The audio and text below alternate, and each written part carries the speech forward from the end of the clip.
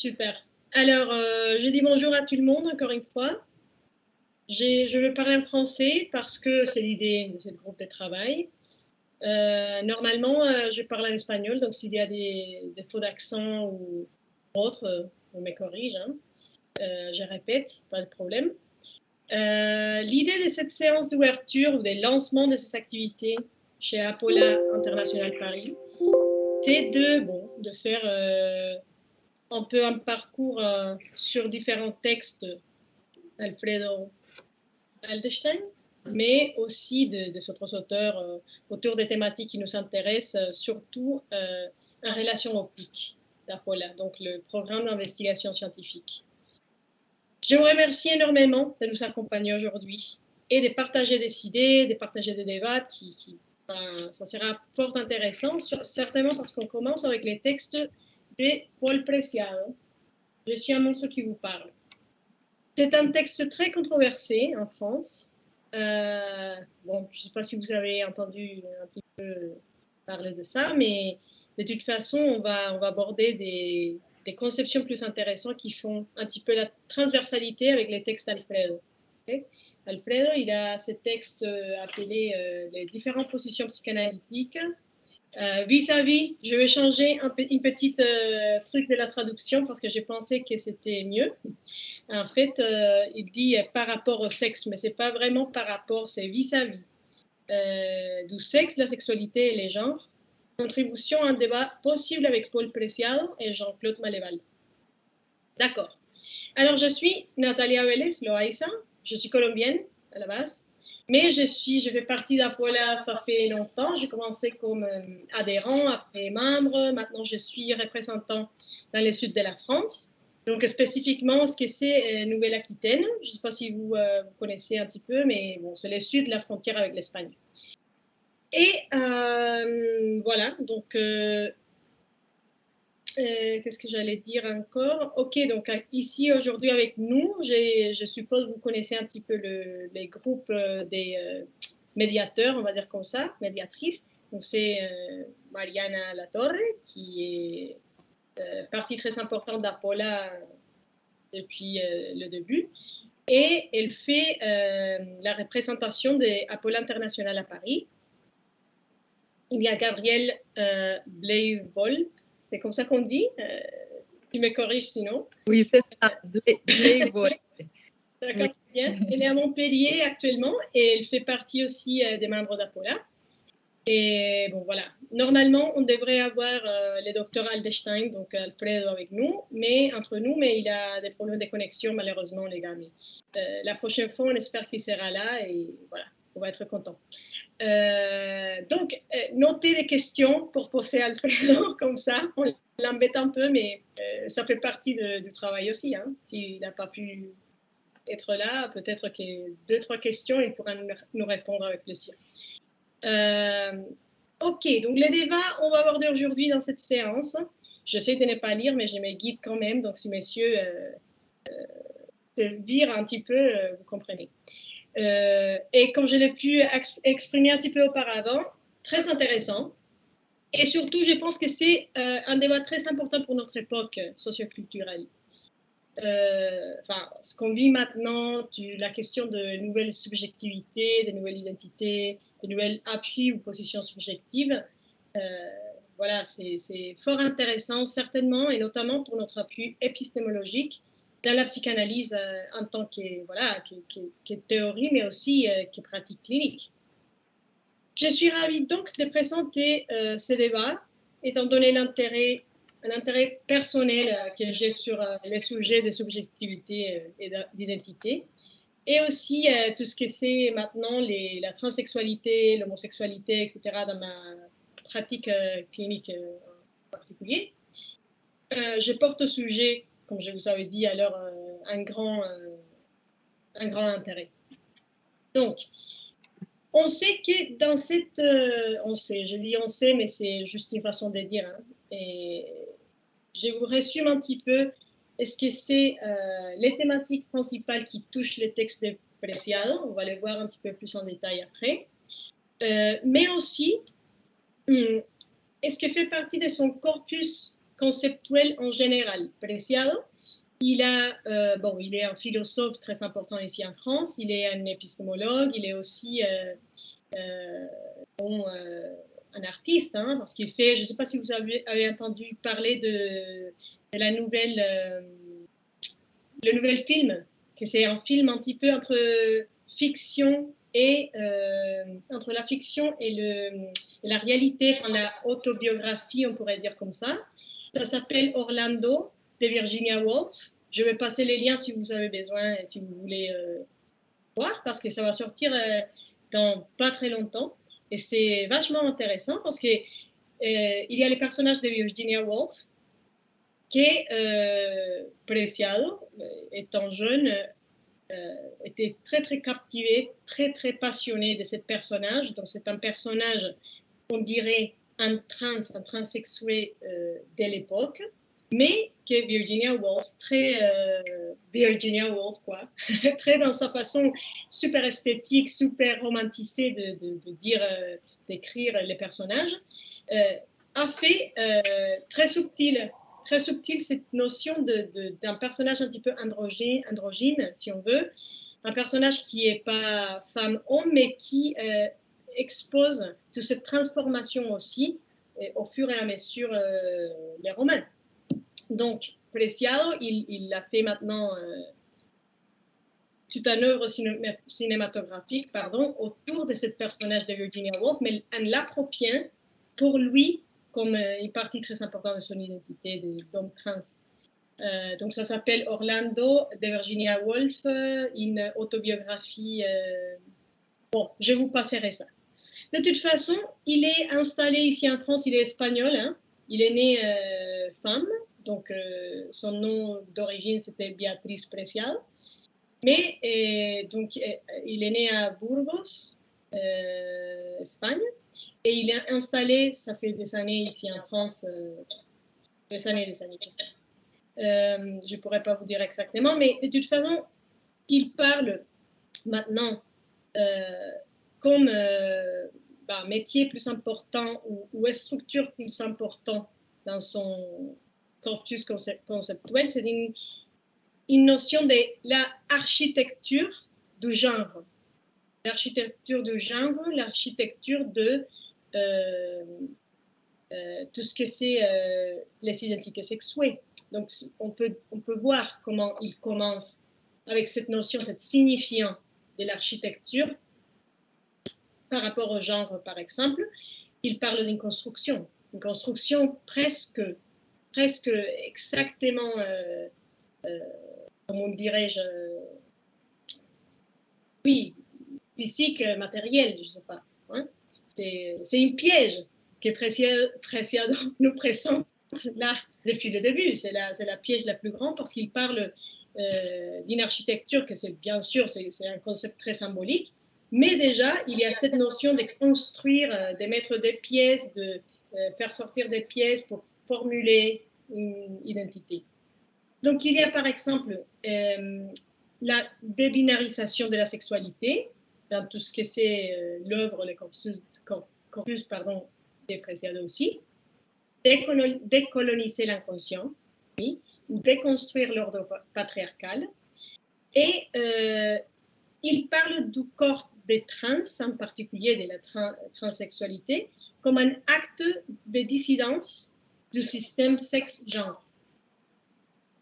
Donc pour lui, c'est tout ce que c'est trans, c'est aller contre l'ordre un petit peu habituel, si on veut. Bon. Donc, le docteur Haldestein, de son côté, après avoir lu, bien sûr, et écouté les discours de Preciado, a contesté à ces discours avec des points importants, des points clés. Et il y avait des autres contestations aussi, comme par exemple celle de M. Maléval. Et alors, est-ce que sont les points plus importants d'Alfred? On va les voir juste avant. Pardon, juste après cette introduction. Mais donc, il y a un champ, comme je vous avais dit avant, un champ de transversalité, des conjonctures, si vous voulez, et des réflexions très, très soucieuses sur 2 ou 3 thématiques très précises qui me semblent très intéressants pour contraster avec Brescia. Donc, notamment, je vais vous dire déjà ces points, sont les problèmes de la confusion, oui, de l'assimilation des différentes psychanalyses. Hein. Dans notre champ de la psychanalyse, il n'y a pas qu'une psychanalyse, il y a plusieurs psychanalyses, on peut dire. Il y a aussi ce problème d'amalgamer la théorie freudienne avec la théorie lacanienne. Donc, à Paulaï, on a fait un grand travail de précisément cette désambiguisation de Lacan et Freud. Hein, parce que c'est très important, parce que c'est pas qu'il n'y a pas de valeurs sur la théorie freudienne, pas du tout. Mais il y a beaucoup de points et selon notre point éthique, notre position épistémologique, comment on aborde les sujets, va changer complètement la façon comment on, par exemple, aborde la clinique. Donc, il y a ça, il y a, par exemple, la position de Freud, donc l'anatomie, c'est le destin. C'est l'anatomie vraiment qui doit avoir ou doit une implication directe avec les sexes et avec les genres qu'on arrive à construire, l'identité sexuelle qu'on arrive à construire. Et il y a aussi la position de Lacan, donc c'est notamment la théorie du signifiant, où homme, femme, enfant, comme le dit le docteur Altenstein, gay, juif, noir, blanc, etc., sont que des signifiants et signifient rien par eux-mêmes, mais par la différence avec les autres. Dans un, on va dire comme ça, dans un groupe de signifiants qui ont à voir avec cette signifiant qu'on veut traiter, par exemple, homme, il y aura des autres signifiants, des autres éléments qui sont signifiants autour de ça, par rapport à une histoire particulière, mais aussi, c'est par rapport à ça qu'on va donner une signification ou quelque chose qui va être plus pesant, plus important pour l'histoire d'un sujet. Une personne, bien sûr, autour de ce sujet. Donc, la question du signifiant passe aussi à une autre petite question, donc c'est la proportion ou relation sexuelle. On sait qu'il y a cette phrase très connue, cette phrase lacanienne qui dit qu'il n'y a pas de relations sexuelles, et donc ça doit avoir avec cette théorie de signifiant. Il faudra l'aborder avec beaucoup plus de recul par rapport au texte d'Alfredo, mais on va pouvoir le faire, je suppose. Après, l'autre point très important qui traite Alfredo et que je pense que c'est très important pour nous sur ce débat-là, c'est la question de la légalité qui est amenée par la métaphore paternelle et notamment par les noms du père.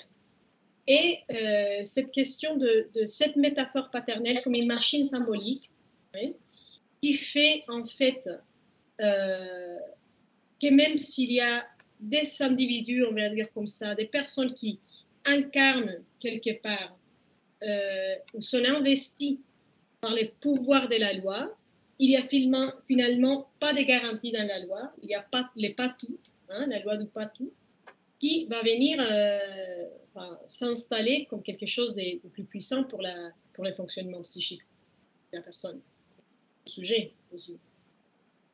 Bon. Ok. Je peux continuer si vous voulez comme ça. Je donne 2 points plus importants et après on change un petit peu le... Parce que normalement, ça devrait se passer différemment. Je vous dis, j'avais tous ces points comme ça. Normalement, Alfredo allait commenter quelque chose et j'allais un petit peu suivre le débat. Donc là, je ne suis pas très préparée dans ce sens-là, mais pas grave. Hein. C'est juste que... Oui. Si vous voulez, je peux aussi ramener quelques points plus spécifiques de la présentation de Preciado devant l'école Je pense qu'il pourrait aussi enrichir la discussion. Oui. OK, j'ai pris quelques notes ici. Je vais essayer de déplier ça un petit peu. Et il va porter, il appelle l'attention aux psychanalystes de l'absurdité, de l'anachronisme d'avoir une journée dédiée à la femme en plein 2019. Et il va commencer à parler de la question de l'épistémologie un peu par là, en train aussi de parler comme un monstre ou comme un singe. Il fait un parallèle avec les contes de Kafka. Et il va commencer à faire une critique sur l'épistémologie courante de la psychanalyse en général.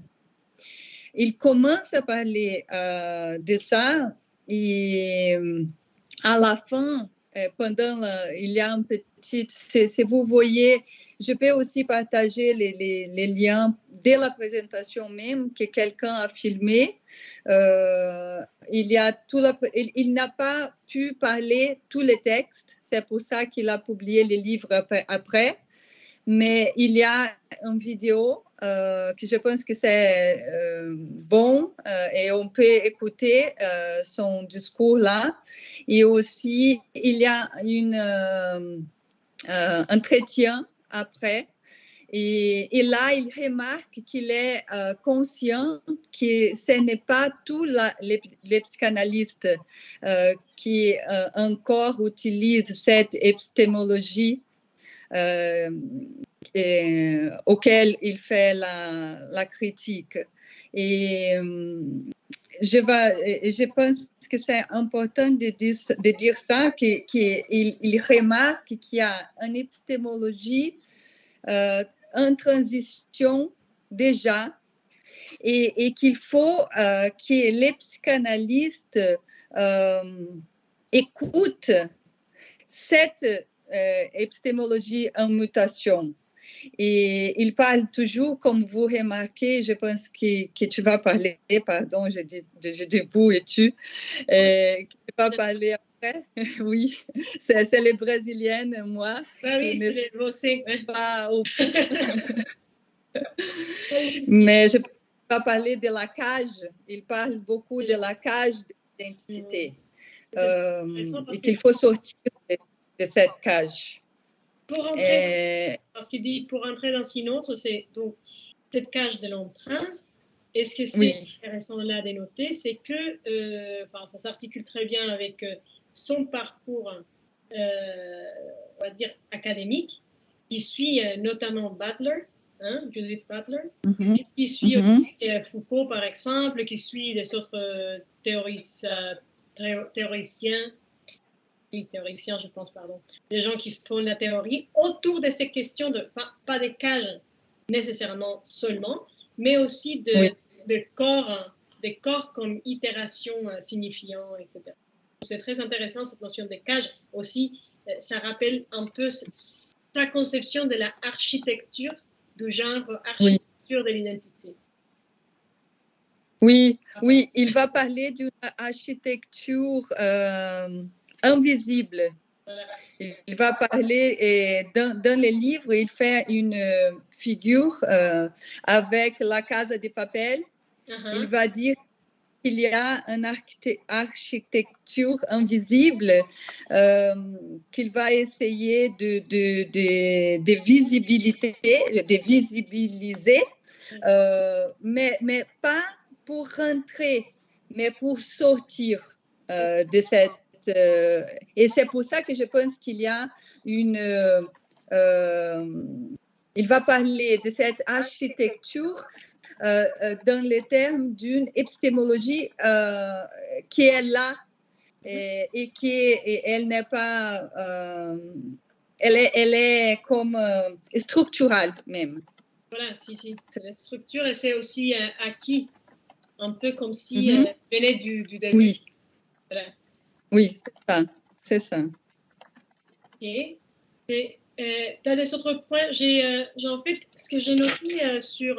bon, j'ai 2-3 points en plus, mais pour les passer très rapidement, après on va vraiment lire parce que là, c'est mon interprétation. Oui. C'est lourd, et désolée. Mais bon, après, ce qu'Alfredo, par exemple, le docteur Aldestein mentionne dans son texte, c'est par exemple les noms du père. Cette notion du nom du père comme quelque chose d'important, on va voir pourquoi ça se croise avec un argument pour précisément contraster avec Preciado. Et c'est la question de qu'il y a pas un, mais plusieurs, peut-être, nom du père, dans le sens de l'ordre symbolique, des différents ordres symboliques, si on veut, selon les chaînes de signifiants, soutenus par les diverses périodes, époques socioculturelles et politiques. Donc, par exemple, aujourd'hui, on dirait qu'on est en train de aussi changer. On a une nécessité, pas seulement dans les corpus épistémologiques psychanalytiques, mais aussi dans la société en général, par rapport à ce qu'on vit du côté de cette, enfin, vis-à-vis subjectivité, les identités, les non-binaires, enfin, toutes les nouvelles identités, si on veut. La diversité, on va dire comme ça. Après, il y a la notion des mathèmes ou de l'algèbre lacanienne, que je trouve que c'est vital, c'est très important parce que ça vraiment nous pose les noyaux fondamentaux de la différence entre Freud et Lacan. Hein, Lacan. Parce que pour Lacan, on sait un petit peu déjà qu'il y a la théorie signifiant qui prévient tout biologicisme possible. Et pour Freud, il y a encore beaucoup des théorisations autour d'un corps comme conteneur d'un contenu, enfin, toute cette question de l'extérieur, l'intérieur, les pulsions qui sont à l'intérieur du corps. Enfin, c'est pas assez linguistique, si on veut, c'est pas assez symbolique. Ça se joue entre les symboliques, oui, mais aussi les corps réels qui souffrent, qui jouissent aussi. Bon, voilà. Et d'accord, donc ça c'était les principales, la signification des différents corps sociaux. Ils s'attirent des significations selon l'enjeu signifiant dans lesquels ils sont conçus. D'accord, non, ça c'était une préparation à moi. Donc, oui. Il y a par rapport à ces points-là, Preciado, il va remarquer que Lacan, avec le structuralisme et la symbolisation, il va sortir de cette épistémologie anachronique de Freud, il va commencer à ouvrir, mais ils disent qu'à son avis, Lacan il n'a pas réussi complètement à sortir parce qu'encore personnellement, et c'est son avis, Lacan était encore piégé, on va dire comme ça, dans la politique de son temps. Il n'est pas sorti par une position politique, c'est son avis. Mais qu'il a ouvert la possibilité de sortir de cet anachronisme de l'Édipe et tout ça. Voilà, c'est ça. Et donc encore, je pense que c'est important pour qu'on puisse discuter un petit peu avec vous, les gars, et ne pas juste parler d'eux. Je pense qu'il y a un point qui me semble très important, même s'il semble aussi naïf, mais c'est la question de l'utilisation, enfin l'usage qui fait Preciado dans plusieurs parties de son texte du terme naturel. Les genres comme quelque chose de naturel, surtout en pensant, pas de son côté, hein, mais en disant que la psychanalyse a cette chemin-là, cette, si on veut, conception d'un naturel comme quelque chose de fixe, des préconçus, des préacquis. Et je pense des sens peut-être, je pense qu'il fait, de ce que j'ai écouté, il fait une critique à ça, qu'il faut sortir de la naturalisation et il va porter l'attention même sur le thème de la journée de la femme, comme c'est être femme, c'était une chose de l'essence. Il y a l'homme et femme. Comme si c'était essentiel, oui, essentialiste. Mais après, ce que je dis, il critique, mais quand il critique, ce qu'il fait, c'est de dire que même s'il est d'accord avec ça, nous, en psychanalyse, on ne l'est pas. Et donc, c'est ça qui est contradictoire pour moi, parce qu'il a une confusion avec, comme il y a beaucoup dans les psychanalystes aussi, hein, c'est pour ça qu'Apol, elle existe. Parce qu'on croit fortement qu'il n'y a pas vraiment des substances, corps réels, matérielles presque, si on veut, comme naturelles, comme des naissances ou relatives à quelque chose de physique. Hein. Donc voilà, oui. En critiquant ça, il jette un petit peu la critique à la psychanalyse, ou au moins les psychanalyses de l'école de la cause freudienne et oui, la psychanalyse c'est ça. Oui, j'ai pris en note ça. Et tout l'édifice freudien, c'est ça qu'il dit, est pensé à partir de la masculinité patriarcale. Et c'est la base. C'est l'Édipe. Et c'est bien que tu portes ça, de dire que c'est pour ça qu'Apollo existe. Mais justement, il y a dans la psychanalyse, et beaucoup de psychanalystes, encore aujourd'hui, que même s'il y a Lacan là, et même s'il a changé la donnée, encore ils utilisent cet édifice freudien, édipien, pour lire les textes analytiques quand ils rentrent dans les cabinets. Et je pense que c'est pour ça qu'à mon avis, c'est une critique assez pertinente.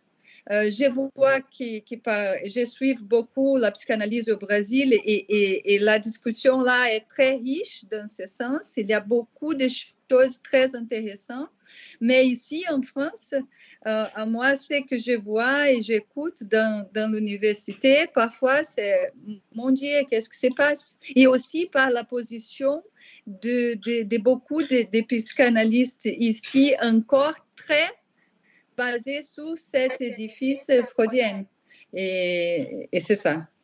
Voilà, donc la question là serait, pour rentrer un petit peu dans la discussion, comment entendons-nous que la psychanalyse entend les signifiants naturels, hein, ou par exemple, et Preciado aussi bien sûr, mais tu viens de l'éclaircir un petit peu, Gabriel, et aussi comment, par exemple, parler des naturels ou des natures, de quelque chose qui est défini comme ce qui n'est factile, hein, et continuer à préserver une signification presque empirique du terme des positions sexuelles, de genre, des identités. Je ne sais pas si ça vous parle, ça vous dit quelque chose, si quelqu'un veut dire quelque chose. Si alguien en espagnol. Vale. Mais je pense que Preciado, il essaye, au moins, c'est ça que j'ai écouté, j'ai lu, et il essaye justement de dire que oui, il y avait quelques points qu'il a dit qu'en train de, pour sortir de cette épistémologie binaire, et parfois il y a une création d'un autre cage, encore une cage. Et que c'est important de parler de ça. Je vois ça que tu dis, je pense que c'est ça, mais je pense que Preciado est en train de dire il faut que la psychanalyse se place, qu'il y a une épistémologie en train de changer et la souffrance qu'on voit aujourd'hui, c'est le produit d'une épistémologie qui essaye toujours d'encadrer, de violenter, je vais utiliser une parole forte, mais la violence de cette épistémologie. Et que beaucoup de la psychanalyse aujourd'hui normalise ça, renforce ça. Beaucoup des positions psychanalytiques, oui, comme ça. Oui. Ouais, et aussi le diagnostic. Il fait une provocation assez intéressante de demander s'il y a quelqu'un dans l'auditoire qui s'identifie comme trans, comme un psychanalyste trans. Et il dit que ce n'est pas possible d'être accepté dans l'école freudienne par rapport au PAS, parce que beaucoup, et c'est vrai, beaucoup de psychanalystes encore utilisent une diagnose de dysphorie et de psychose par rapport au transgenre. Et ici en France, c'est très courant de voir ce type de position. C'est intéressant ce que tu parlais au sujet des cages, parce qu'il dit, oui, pour sortir de la cage, il faut créer une autre cage, on va dire comme ça, s'identifier avec une autre chose. Par contre, cette autre chose, cette autre cage, serait une cage choisie. Ça, c'est important. C'est la question de la choix et la question politique je pense, empreinte de Foucault et de toute cette question de corps de Foucault. Qu'est-ce que c'est les corps, comment ça se présente les corps dans les sociales. Oui, mais il y a un point là que je pense que c'est important aussi de remarquer. Il utilise beaucoup ça. Il parle d'une liberté qui n'est pas un choix, parce qu'ils disent aussi qu'il a dû assujettir à une cadre nouvelle pour être accepté, pour avoir son identité et tout ça. Mais qui est sa liberté, il fabrique. Ces mots, je trouve, ces signifiants-là, je trouve très important. C'est fabriquer, c'est inventer. Il porte qui est plus qu'un choix. Il est en train de fabriquer une liberté par les mouvements qu'il fait et toute la transition et de parler en public sur cette transition dès qu'il parle. Comme ça, je pense que c'est signifiant. Pour moi, c'était très important pendant la lecture de fabriquer quelque chose, plus que choisir. Ça va tout à fait du côté de l'architecture, de la construction de l'architecture dont il parle. Je pense que c'est, comme tu dis, notamment très important de fabriquer, inventer cette liberté. Et c'est bien dit, la question de changer des cages, mais pour pouvoir commencer à créer, à fabriquer cette liberté qui donne suite ou qui donne la possibilité de faire ça. Parce que finalement, dans la cage où il était, il se sentait un peu même étouffé, parce qu'il dit au bout d'un moment, c'est comme s'il y avait des murs de la féminité, de la masculinité où on ne pouvait même plus bouger. Donc il y a quelque chose de cette nouvelle cage choisie, mais qu'après lui aide dans la construction, la fabrication de cette liberté. Je pense que c'est intéressant tout ce parcours logique qu'il fait. Tout à fait. Oui, parce qu'il va dire aussi par rapport à politique et le social, que je pense que c'est aux États-Unis, c'est possible avoir une identité transgenre, mais qu'ici en France, pour avoir son papier, son document, il faut dire qu'il est un homme dysphorique. Il est un dysphorique du genre et il est un homme. C'est pour ça qu'il parle de cette nouvelle cage.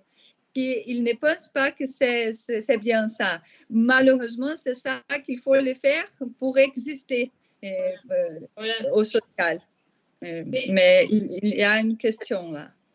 Tu me fais penser à plusieurs choses. Une chose qui est intéressante, c'est il dit un homme trans du corps genre non binaire. Et ça me sonnait très contradictoire, très compliqué à comprendre. Par contre, je les associe, je les comprends mieux maintenant que tu parles de cette devoir rentrer dans une cage pour fabriquer cette liberté dans l'essence. Il a dû se dire je suis un homme trans pour après commencer à construire son identité autour de ce genre non binaire. Mais moi, je n'avais pas compris. Oui, merci. C'est génial. Oui. Bon. Il y a une autre question qui est intéressante, c'est les régimes de la différence sexuelle. Il y a tout un débat sur la différence sexuelle. Il dit qu'il est presque métaphysique pour la psychanalyse, pour la psychanalyse dont il critique. Et je pense que déjà, ça on va dire, son rapport avec la psychanalyse dans les discours en particulier prend aussi un accent très historique, oui, parce qu'il parle de sa psychanalyse, de des profs aussi, ses professeurs comme Derrida et des autres gens qui étaient là-dedans. Et je trouve que c'est aussi par rapport à beaucoup de questionnements sur l'historique, parce qu'il y a aussi cet changement à la fois qu'il commence à voir ou qu'il reconnaît maintenant de quelques psychanalystes, on va dire comme ça, quelques psychanalystes. Et donc, là, alors le régime de la différence sexuelle, il y a beaucoup de choses à dire, mais je pense que c'est intéressant comme il encore une fois, ses positions dans une critique du réel, de la substance ou de la question plus corporelle, matérielle pour la psychanalyse. C'est un débat, bien sûr, éternel, je pense. C'est très compliqué comme débat, très complexe. Mais sinon, il y a toute une question de la signification voilà, la confusion entre les signifiants et la signification d'un corps, par exemple, et tout ce que c'est matériel qui se mêle là-dedans, qui est ces discours lourds.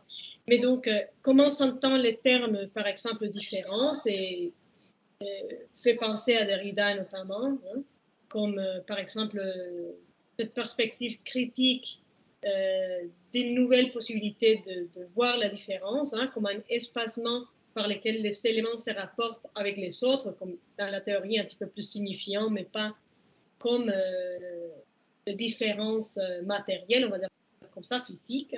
Ces différentes positions plutôt que différentes concrètes.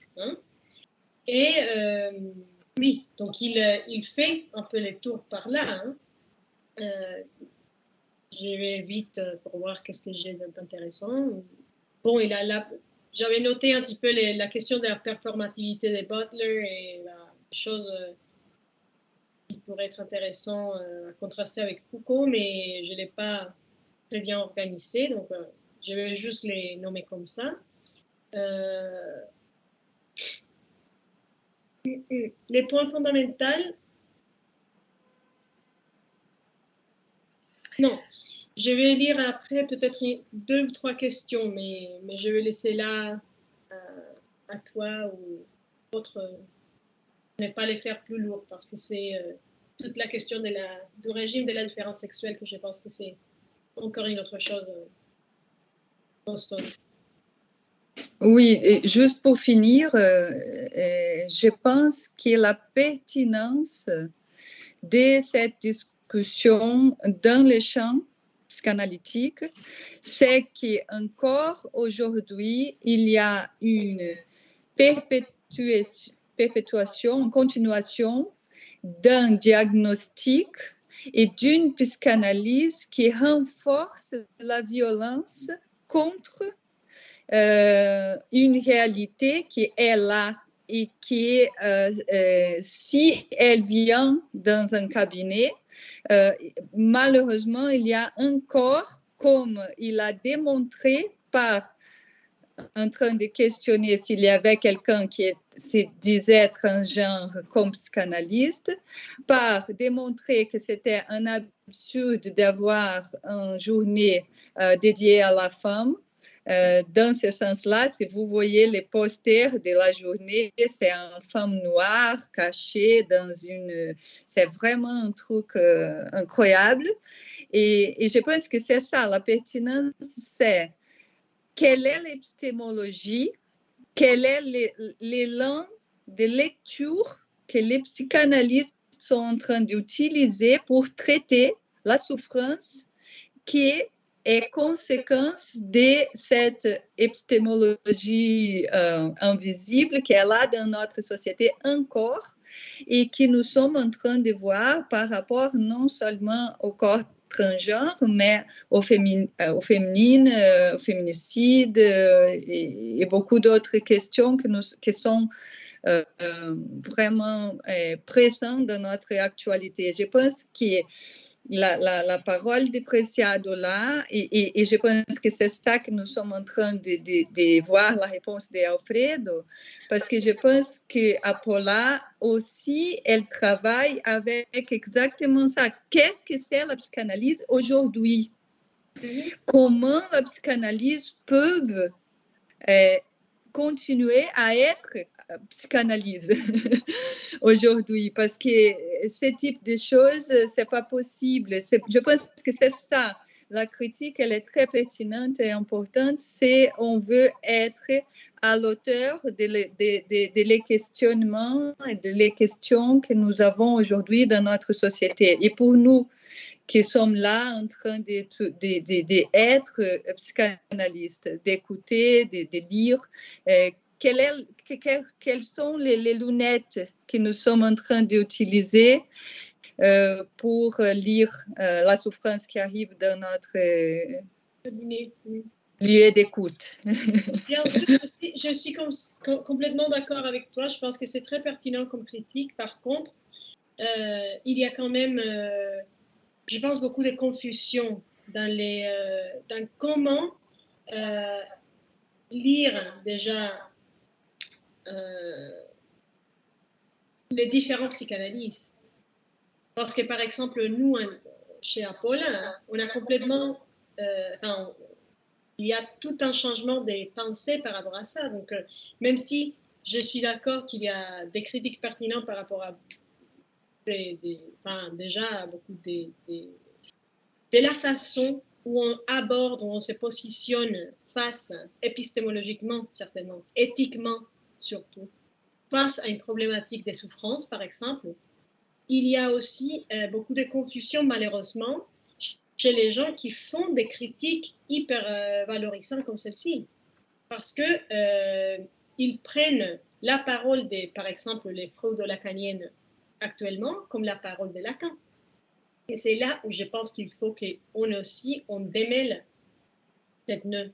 Tu vois? Donc, il y a, bien sûr, tout à fait d'accord avec Preciado, si on voit les atrocités, je dirais même, qu'on écoute de temps en temps, encore une fois, dans l'école de la cause freudienne, par exemple. Je le dirais simplement comme ça, parce que c'est parti. Mais au-delà de ça, c'est vrai que ce n'est pas tous les gens, et c'est vrai que déjà, c'est chez nous les plus ouverts d'esprit et aussi les plus jeunes, etc., il y a aussi tout un changement vers la relecture de Lacan, que je pense c'est important aussi de noter. Enfin, je pense que c'est important pour personnes comme Preciado de savoir qu'il y a aussi ça. Même s'il les note un peu, même s'il dit qu'il y a un changement, etc. Mais je pense que tout le monde attaquait très fortement la psychanalyse, et c'est ça, je trouve aussi, c'est mon humble opinion, mais je pense que c'est ça la lutte d'Alfredo. La lutte d'Alfredo, c'est aussi la question de tout le monde mélange tout avec tout. Et au bout d'un moment, il faut aussi se rendre compte qu'il y a différentes positions, de différents points de vue et des différents psychanalystes, notamment comme il finit son article là, voilà, on peut pas critiquer la psychanalyse, on va dire comme ça. On doit critiquer une certaine position épistémologique, un certain point de vue, une certaine ouvrage, si on veut. Mais je suis d'accord avec toi, ça c'est une critique, je pense, très pertinente et surtout très importante qui a donné tout ce débat. Et Natalia, malheureusement aussi, ici en France plus, que je pense que dans l'Amérique latine, c'est la majorité. Bien sûr. Nous sommes la minorité. Nous sommes la minorité, absolument. C'est pour ça que c'est très important encore. Oui, c'est ça. C'est très militant. Oui, c'est ça. Así que ánimo. Allons-y. Bon. On a beaucoup parlé. Bueno, Renata, ¿vos entendés español? No. Ah, bueno, entonces me traducen. Je traduis ici. Oh, Gabriel. Bueno, me parece que una de las cosas que tiene este debate que propone, bueno, que Alfredo responde a la presentación de Preciado. Je pense qu'il y a une des idées plus importantes qui sont autour de la réponse d'Alfredo a ce discours de Preciado. Es que nos lleva a una cuestión crucial de la posición del analista, del psychanalyste. C'est qu'elle nous amène à cette question vitale, très importante, sur la position du psychanalyste. Que es preguntarnos por la ética, ¿no? C'est de nous demander pour l'éthique. Y eso implica no suponer que es ser hombre, que es ser mujer, que es ser gay, o que es ser trans, o que es ser queer. Et ça implique notamment ne pas supposer ou assumer qu'on sait, qu'on connaît déjà qu'est-ce que c'est la signification d'être homme, femme, qu'est-ce que c'est être tout simplement, même si c'est gay, trans, etc. Porque el significante es pura diferencia. Parce que, comme je le disais juste avant, le signifiant, c'est la pure différence. Donc, comme on disait par avant, qu'est-ce que je disais que c'est exactement ça? Peu importe, je le disais déjà. Je voulais noter une phrase d'Alfredo, mais así. María, es que quería la frase de Alfredo que la tenía ahí, pero no importa, me demoro. No, está bien. Y esto también me hace pensar ahora, escuchando la charla, en la dialectica de Hegel. Et cela me fait penser aussi en écoutant les débats, la dialectique sur la dialectique de Hegel. Porque el significante no es solamente la oposición. Parce que le signifiant, c'est pas que l'opposition. Binaria. Binaire. ¿No? Claro. Sino que lo que plantea Lacan es que al ser pura diferencia, podemos articular con la dialéctica de Hegel porque los pasos de la dialéctica son la negación y después la negación de la negación, que no necesariamente es una oposición. Non, parce que un suivant, je vais voir si je me souviens, un suivant, la théorie signifiante, donc il y a l'opposition, il y a aussi, enfin on peut aussi l'articuler à la dialectique de Hegel, dont nous montre que l'opposition peut aussi dériver à une négation et une autre négation qui ne va pas nécessairement être une négation à la fin. C'est comme dans les maths. Hein? Plus et moins, c'est moins, mais après plus et plus, c'est plus, ou moins et moins, c'est plus. Voilà. Non? Au moins. Bon. Voilà. Dans ce sens. Oui, oui, parce qu'il y a une notion générale qui s'est erronée, que la dialectique de Hegel serait thèse, antithèse, synthèse. Et c'est pas ça. C'est ça qu'on est en train de dire, qu'il y a on va dire, une affirmation, une négation, parce que est et non est, mais à la fin, c'est un non-est. C'est une négation à la fin. Pas pourrait être. Y me parece que es algo que rescata el texto de Alfredo, ¿no? Que la posición del analista tendría que ser esa, no suponer que es por lo que está impuesto socialmente o dentro de la cultura en un momento determinado, ¿no? Donc c'est ça que je pense les textes d'Alfredo veut nous envoyer comme message, qui est précisément la position de l'analyste et de ne pas supposer qu'il y a face à nous X ou Y, mais de vraiment lire ce qu'il a face à lui, on va dire comme ça.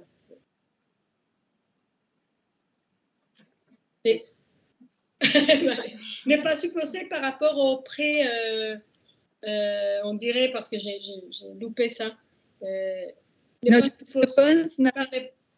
Pardon, oui, vas-y. Je vais contribuer là. Je pense que hier, j'étais dans une étude de séminaire 6 et quelqu'un a ramené ça, qui est la neutralité de l'analyste, c'est par rapport au signifiant.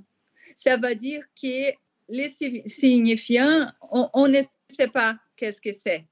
Et quand on écoute un signifiant, on va dire par exemple pomme, je ne sais pas, et on ne sait pas exactement qu'est-ce que c'est pomme, parce qu'il faut voir la chaîne. Comme ça, on ne sait pas. On part de ne pas savoir. On n'a pas le savoir.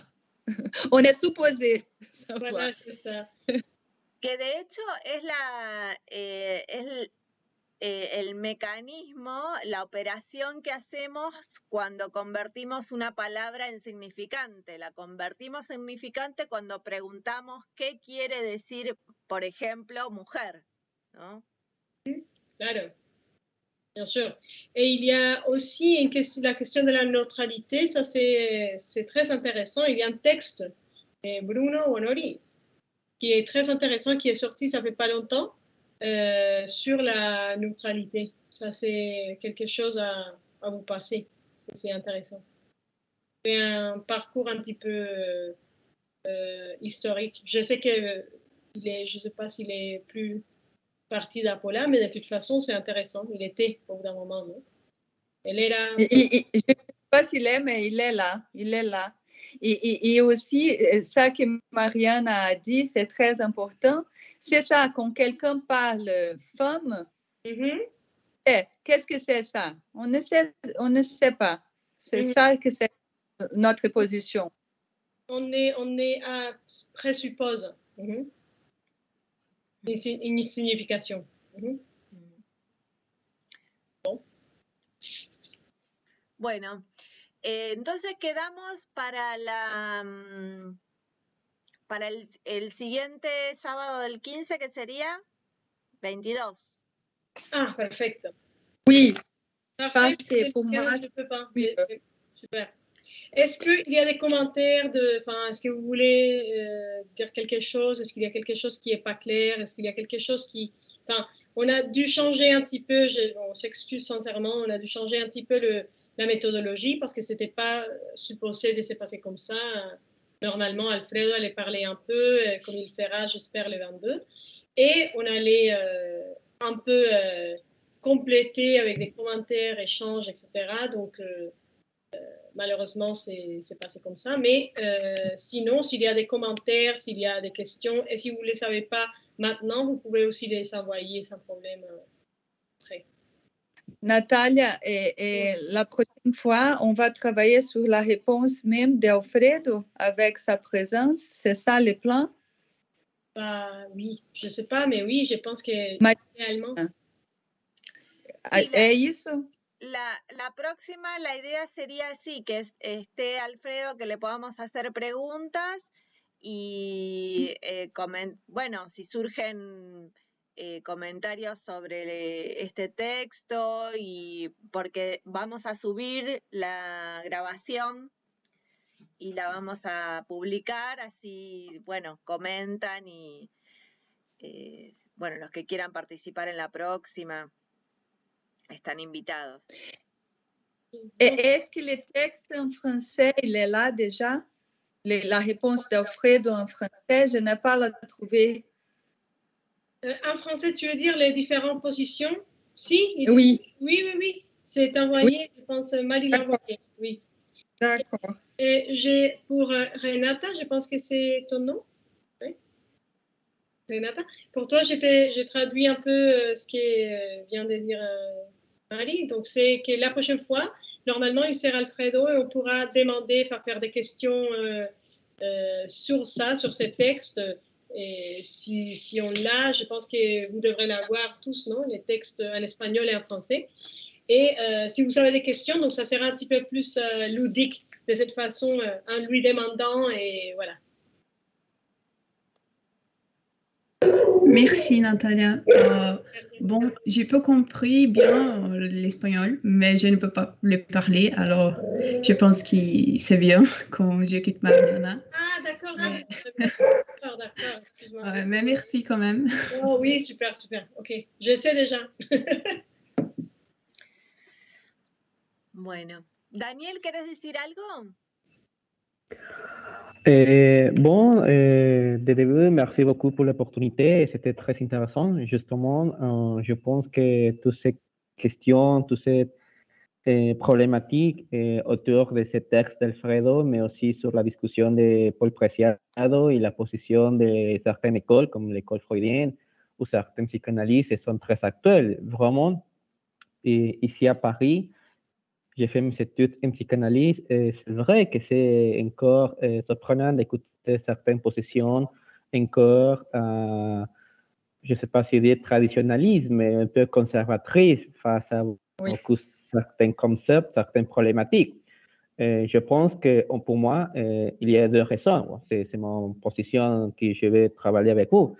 Mais d'un côté, c'est la difficulté, vous avez déjà dit, de définir la confusion des concepts.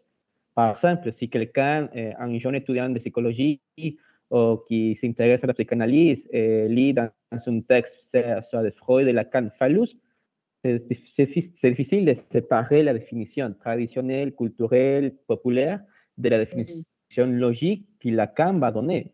Même dans la définition de la psychanalyse, de Fallus, nom du père, complexe d'Oedipe, position paternelle, désir de mère. Donc, il y a tellement cette difficulté que dans le travail d'Alfredo et de Paul, essaie de définir, séparer la définition, éviter cette confusion, que c'est une confusion propre du langage. S'il y a quelque chose propre du langage, c'est l'équivoque. Mais c'est vrai que ce n'est pas seulement ça, c'est aussi un choix de certains psychanalystes ou certaines psychanalystes, pour le dire comme ça, d'éviter faire la différence, de justement prendre comme, voilà, c'est la définition de Freud, c'est la définition culturelle. C'est vrai qu'au moins dans la chambre de la psychanalyse, c'est assez difficile d'éviter la confusion des textes, des définitions, des concepts, mais aussi c'est à partir d'un choix. Et du coup, pour moi, c'est intéressant. J'aimerais continuer à participer. J'ai aussi beaucoup de questions, mais voilà, c'est intéressant. C'est intéressant. Très bien. Merci, Daniel. C'est très important ça. Et aussi, c'est sûr que cette lecture et cette séparation et cette clarification, on va dire, de la différence entre Freud et Lacan, elle donne un autre clinique. Je pense que ça, c'est... Complètement. Oui, c'est vrai, c'est assez clarifiant comment on voit la clinique à partir d'une conception de Freud et une autre clinique totalement différente Totalement, dans la oui. position de Lacan, qui c'est assez innovatrice, assez, comment on dit, oui, innovatrice, mais tristement, ça c'est en train de perdre, vraiment. Ici, au moins pour moi, à Paris, j'écoute tellement la position freudo-lacanienne que c'est la dénonce de Paulin. Ici aussi. C'est pour ça aussi que je voudrais commencer un travail avec Apolla et continuer le travail parce que j'aimerais partager cette lecture, cette vision de la différence et cette autre clinique et la possibilité d'avoir un autre clinique, une autre lecture que je pense que Lacan il nous donne comme ouverture. Je pense qu'il s'il y a une potentialité émancipatoire de la psychanalyse, elle est là. De donner un autre sujet, de faire une autre chose. Et pas une chose déterministe. Et c'est ça. C'est pour ça que je suis très contente aussi d'être ici avec vous. Je veux remercier à Mariana, à Natalia aussi, d'avoir aussi créé cette possibilité parce que ici en France, et j'espère qu'on peut avoir, et j'ai essayé de diffuser dans mon université avec mes collègues, mais aujourd'hui, je n'ai vu pas personne. J'espère bien qu'ils vont voir comment on dit ça, les registres et ils peuvent s'intéresser. J'espère. Je pense que c'est pertinent ici en France d'avoir cette discussion. Complètement. Merci à tous. Merci à tous. Ok. Merci. À la prochaine alors. Merci. Ciao. Bon dimanche. Ciao. Ciao.